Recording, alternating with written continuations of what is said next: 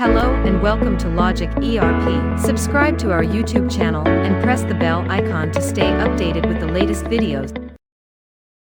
In this video, we will see how to prevent saving receipt entry without department name.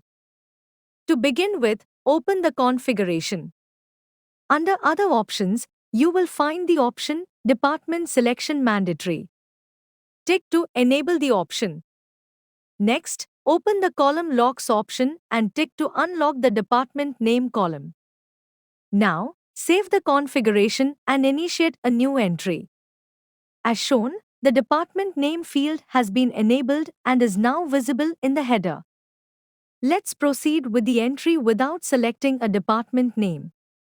Upon attempting to save the document, the system restricts the action and displays an error message indicating that department selection is mandatory. Now, select an appropriate department name and reattempt to save the document. This time, the document is saved successfully. I hope this video was helpful. Thanks for watching. Like, share and subscribe.